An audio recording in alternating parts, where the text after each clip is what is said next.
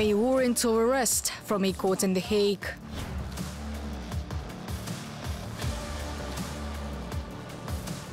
The label of dictator.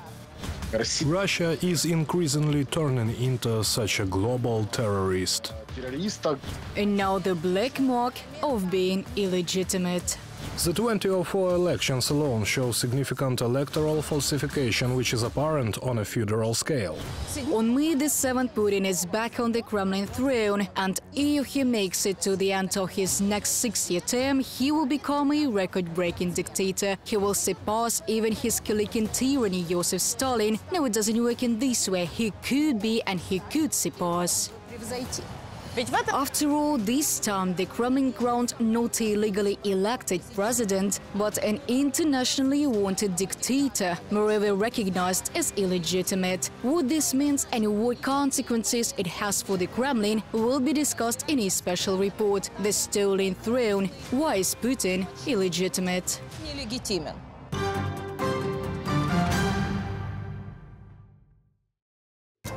Do you remember the fairy tale about the king who had a magical outfit made by swindlers, which was supposedly invisible only to fools? The king and his entourage could not see the new garment either, but they kept silent so as not to be considered fools. And so the king walks around stark naked and everyone admires his new outfit. How could Hans Christian Andersen have known that almost 200 years later his fairy tale would turn out to be true in the Kremlin? After all, the same bareheaded king has ascended to the throne in Russia. Putin is not any more legitimate president of the Russian Federation. His so-called elections was not only far from being free and fair, was carried out in breach of Russian constitution and in manifest breach of international law, with polling stations opened in the sovereign territories of Ukraine. The Parliamentary Assembly of the Council of Europe made this decision after Putin's election. It was unanimous. The reason for this verdict is fraud, and not only with votes, but also with the law. Putin changed the constitution and made it possible for him to run for presidency again. These changes to the constitution are illegitimate, and therefore he no longer has the right to run for presidency. It's not just a political decision. You have to understand, this is not just the Council of Europe getting together and saying that we don't like Putin, so he is illegitimate. This is a decision that is based on a legal examination of the constitution of Russia. The Russian constitution and the procedure for amending it were analyzed once again. And it's not just that Putin openly mocked the main Russian law in order to secure his Kremlin throne, but also about falsifications during the referendum in 2020, which legalized the amendment to the constitution for Putin's eternal rule. The number of reports of multiple voting, voting without passports, voting for other persons and possible ballot box stuffing is increasing. In recent days, photos of neatly arranged stacks of ballots in ballot boxes have been coming in. The trends noted earlier continue. First of all, we are talking about coercion of citizens to participate in voting and illegal campaigning. That is, they literally forced people to go to the polls and forced them to vote correctly. And where they could not find the right number of budgetary employees, they put in ballot papers in packs, so that the dictator could say that it was not he who clung to power, but the people who made him stay. The amendments are now in force. They are coming into force without any exaggeration by the will of the people. You know my position. The changes made to the country's fundamental law affect everyone, and only the citizens of Russia could have the final, decisive word here. And this time as well, reading out the text from the prompter, the Kremlin tyrant, in disguise of an obedient servant of the people, assures he is not concerned with figures. The main thing for him is the decision of his fellow citizens. For me, this is more important than a formal victory in the elections. This is support for the political and economic course of our country, for our overall results, which, of course, should be greater, but already today make Russia even stronger and more independent. You have proved that you respect your civic duty, value freedom of choice and your vote, and each of your votes, I repeat, was of great importance. Имел огромное значение. Sounds nice. Support for the cause. Coming out comes freedom of choice. Only it's all a lie. The only cause Putin can offer Russians is to the grave through the front in Ukraine. And the overall results are almost 500,000 dead and maimed for Putin's ambitions. Well, and about freedom of choice in Russia, we can't even talk about it. No choice, no freedom. Свободы. This can't even be called an election at all, not even close. Special electoral operation. Putin doesn't really care about us. He draws as much as he wants because all his power is held by bayonets. He has an army, he has law enforcers, he has the FSB, the police, the investigative committee, the prosecutor's office. 1,200,000 people. So he draws as many as he wants. If he wants 87, it will be 87, or 147 if he wants so. Putin's election in 2024 can truly be considered the culmination of the whole array of falsifications. Let's go through the list. Competitors, oppositionists and anti-war activists have been wiped out. The tools are numerous: exile, criminal cases, imprisonment, physical elimination. The Kremlin is afraid to send even a convenient formal competitor to the elections.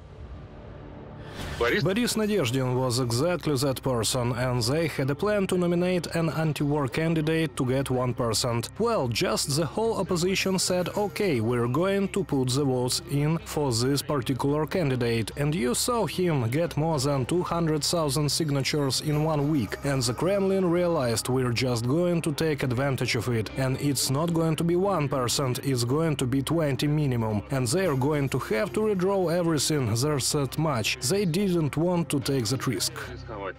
As with the observers, independent observers were simply not allowed to go to the polls. A simple example: Grigory Melkonyants, a human rights activist and lawyer who has been observing elections in Russia for more than 20 years, was put behind bars as soon as Putin planned a fifth term. Elections are often presented as if observers are just sitting on chairs watching how people came, being given ballots, and if observers are watching the flow of people, how people walk. When I work with observers, I always teach them that elections are not about the movement of people, they are about the movement of documents. Observers must follow the documents as well as members of the commission. And often now observers are pushed away from the documents, they are not allowed to come up and see what is going on there. And watching from a chair, a person cannot conclude later that the elections were fair. Because if the commission conducts the counting, it will not let the observer to come to the table, will announce some figures that it wants, will write in the protocol what it wants. To be more precise, not what it wants, but what they want in the Kremlin. This time they wanted unity and record numbers, so that the percentages would be higher, like 87%, and the supporters would number in the tens of millions.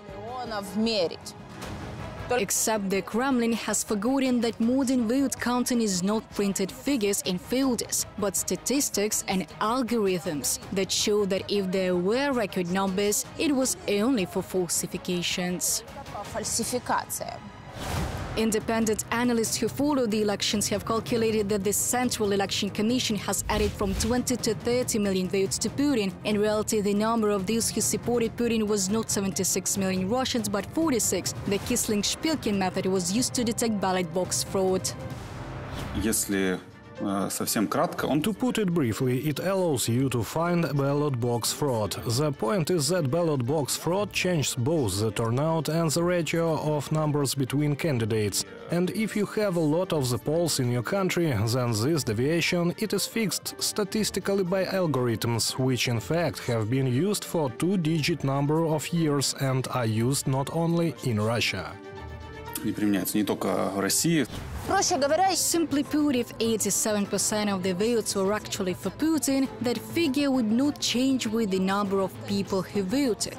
Whether it was 100 people, a million or 100 million, the percentage would remain the same. And the way this method is trying to be discredited in Russia proves once again how effective it is in detecting Kremlin's fraud.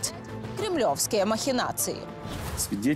There is evidence, proof that it all happened illegally. They have videotapes. These videotapes were in tens of thousands of polling places. I think 43,000 sites had cameras, and those videotapes are there. They've been stored for about a year or so, and they documented a mass crime.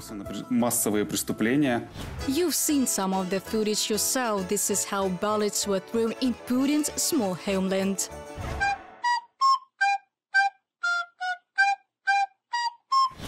When the facts of large-scale fraud became known, the European Parliament also declared Putin illegitimate. They urged states not to recognize the results of the Russian election, to impose sanctions against those who helped to conduct illegal voting in the temporarily occupied Ukrainian territories, and to limit contact with the Russian rulers.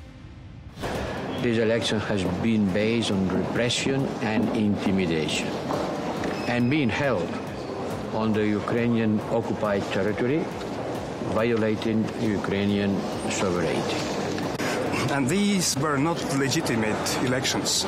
And that is a legitimate place for Putin is to be in The Hague as a war criminal. And some states like Germany have even stopped calling Putin president at all. The so-called elections in Russia were not free and fair. Their result was obvious. In our opinion, it was not a democratic election. Real opponents were not allowed. In addition, there was an atmosphere of intimidation, arrests. There is no freedom of speech in Russia. Russia, as the federal chancellor has already said, is now a dictatorship. It is ruled by Vladimir Putin.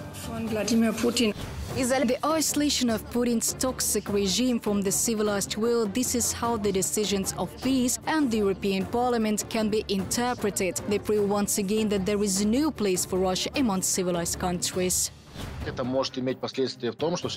This could have implications in that many countries, especially in the Western world, may limit cooperation with the Russian Federation if they still have it.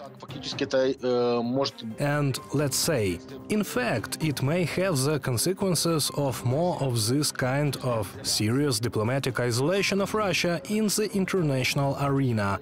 And, in fact, Putin may be even more internationally isolated than he is now.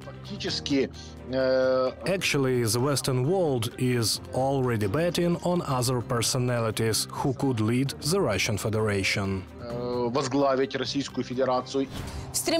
In an attempt to create the illusion of nationwide support for Putin's regime, the Kremlin can draw any election result it wants. It can put thousands of Z patriots on the streets with cause to continue the war. It can stop new criminal cases against those who disagree with the regime.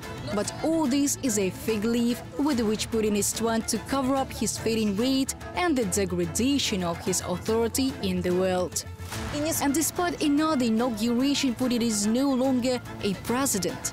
He is a regular thief who stole the rights, freedoms, lives and future from a country of many millions. И будущее. Ksenia Bavinenko, Special Report.